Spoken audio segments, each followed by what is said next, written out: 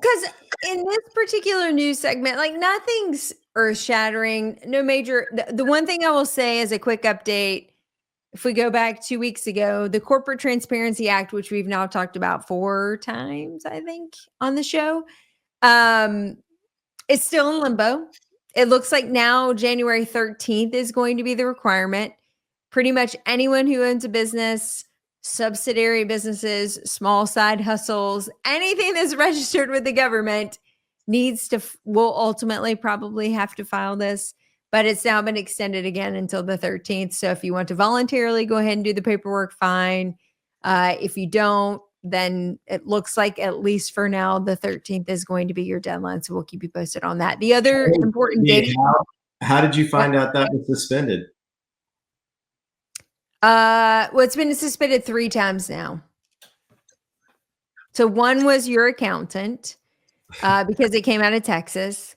And then it looked like it was going to go through again. And then I went to their website and they posted that it had been suspended again. And then I just got another update today that it's still in limbo. They had another meeting today and now it's the 13th. So if you haven't done it, you have until the 13th. And I would pretty much say that's most of our audience, frankly, that probably needs to file. It takes 20 minutes or so. It's not a super difficult process, but it does look like we'll likely have to comply. The other important date that I wanted to mention that should be out there for the masses, the CDT code comes up every year.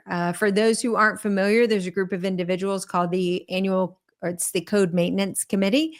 And they get together once a year to review all the CDT codes that have been proposed for change, modification, or new codes. These codes can originate really from anywhere. I mean, any individual or entity can submit recommendations to the Code Maintenance Committee. That's a small arm of the ADA that manages the CDT process. But it can come from like the Perio Association, Hygiene Association, AGD, like any of those entities can propose codes. Then they all get together, debate over whether or not there's validity in the recommendation, but it can also be modifiers and changes on existing codes. It's kind of a cool process. Obviously, it's how we get paid. So it is a process that we should stay engaged in, because if you're passionate about a service or a procedure that you do that you don't have a CDT code to attach to that particular item. For instance, Jeff, you'll be interested. We're talking PBM this year. And looking at some CDT codes for photobiomodulation, which haven't existed before. Why is that coming up? Because there's entities or groups of individuals that found that gap in the code process. There's services that they're providing to the patient, and they have no true ability to bill. So they make these miscellaneous codes or whatever, but why not have a CDT code, which in theory, someday might open the door for reimbursement from the insurance company. So these are the things that they get together and debate. The meeting is in March. It's March 7th. But the submission deadline is coming up. So if you want to participate in the process, want to comment on any of those codes that have been proposed, the submission deadline is going to be February 3rd. If you go to the ADA website, look up Code Maintenance Committee, you can find information related to the upcoming changes that are being proposed and have an opportunity to weigh in on those proposals. So, any questions, boys? Not yet. Okay. But you're just happy to be up here? I'm very happy to be here. Here's kind of a goofy, weird story. So I came across this in doing my research this evening, which I think is kind of cool. Would love to see if it actually works. Snails are now being researched. You know, the gooey stuff that they leave as they move through their little world. They leave those trails, kind of like the slugs. You know, they leave, you know, where they've been. Kind of like Chad does. Yeah. On my couch, even. It was really gross. Yeah, it was gross. Chad. I'm not hosting any more meetings at my house. I think it's a hair gel. He said it was hair gel. I tooted. Anyway, that goo sticky is now being researched as a potential wound goo that we can put on top of oral lesions and aphthous ulcers, cover them up, allow them to heal, and then life will go on. I think, could this be the PRP of wound healing? You know, we've been centrifuging and taking blood out and doing all the things. Was the mystery always in the snail? Snail I don't goo? know. It could What? have been. Snail goo. I It's, like it. they call it hydrogel, but they're starting to test it on human tissue, and it seems to be pretty benign, which wouldn't be surprising because Well, it I don't wouldn't think be the anyone's first. concerned about either eating a snail or touching a snail. I like snails. I like Well, escargot.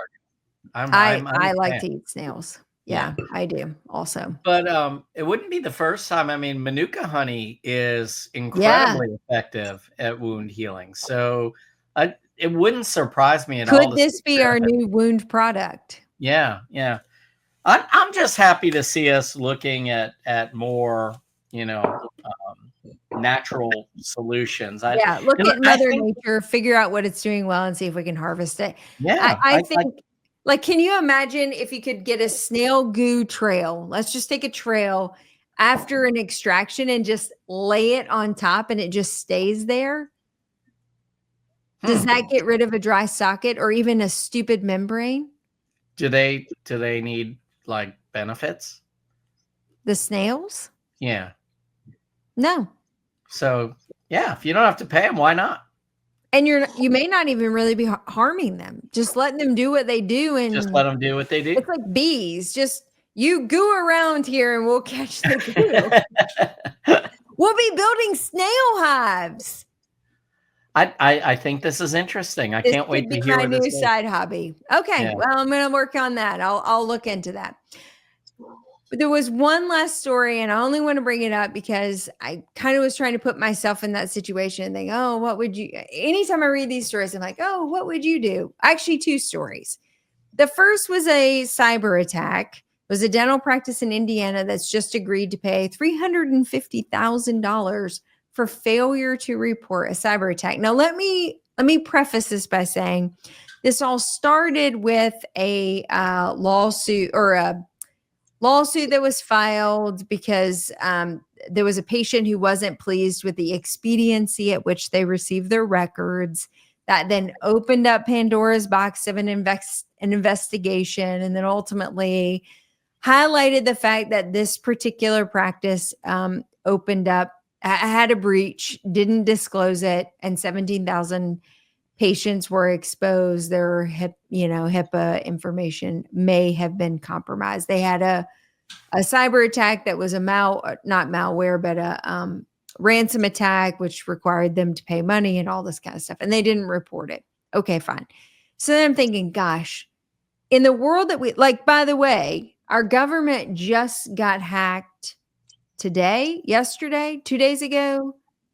Like bazillions of records and information was leaked about American intel and American citizens. And I'm just sitting here thinking, is it $350,000 worth? I don't know. I'm trying to put myself in my own situation to say we're equally as vulnerable or more so than these major companies, the national government, all these institutions that are putting all these things in place, and they're equally getting attacked. And what is their liability financially for these attacks? And how do you even really protect? How do you hold us accountable? That's right. And not the government? I honestly thought of that today. Like, where does the buck stop? Yeah. Because a lot of our stuff is second and third iteration, generation, whatever you want to say, from a main source that would have to be attacked before us. Right. For sure. You know what I'm saying? I mean, it's not necessarily like Jeff, JB, and Chad's dental shop just decided to throw all of their patients' records on the streets, because that's not what's happening. There's got to be something before us. So I want to think that we're somewhat protected, but obviously we're not. And the second story, which was maybe weirder, These two doctors in California, maybe. I'm going to pull it up. Opened a practice using an illegal name. They tried to open the dental office with the real names and were denied because they weren't dentists. Then they went and filed using someone else's identity, who was a licensed dentist, and opened these practices. They had multiple associates working, all this stuff. And now they're facing an $11 million lawsuit because, or whatever, liability, insurance fraud, because they were operating without an approved license because they were using a fake name.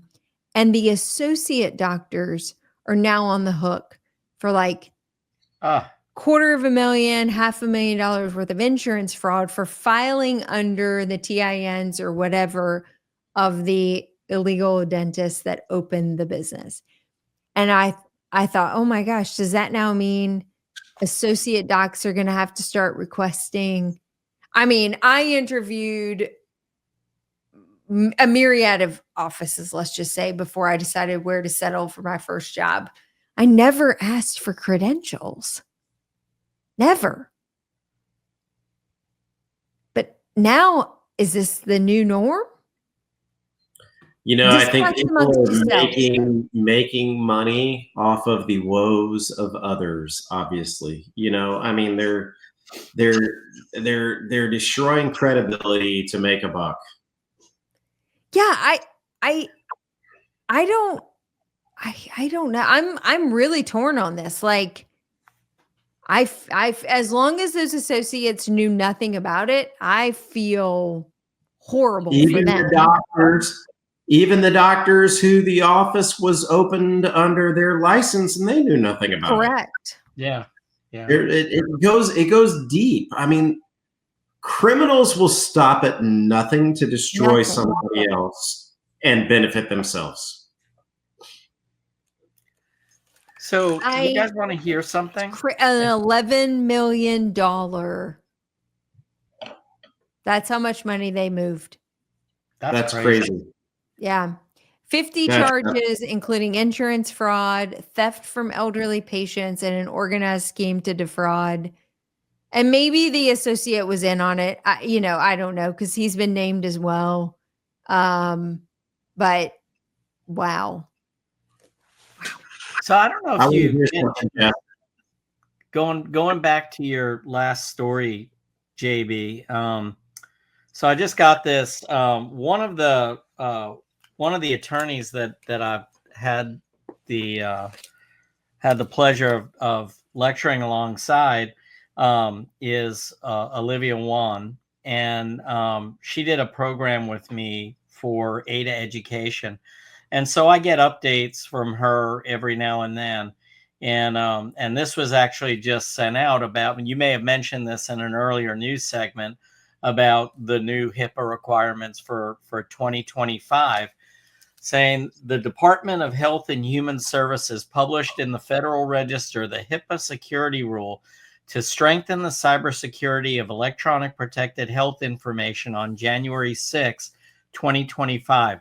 It's open for public comment until March 6, 2025, and then dental offices must work towards compliance within 180 days.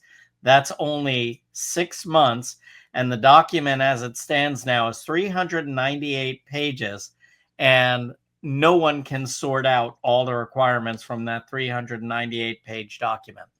So I go back to the we're going to go way back in the Dinks newsreel now when we talked about the Chevron Act being overturned by the Supreme Court, which pulled back a lot of the authority on these regulatory agencies to be able to just come up with these large blanket documents that would then require all these additional regulatory requirements on, and then expect an entire profession to fall in line within 6 months. Correct. Small businesses, even like large corporations, will have 15 people working on that versus what does a small business do to be able to comply with the same regulatory requirements? It's asinine. So Jeff, I would love to get that link and take Yeah, a little deeper dive on that. And we forwarding it to definitely you need to right get that now. information out to our people. Yep.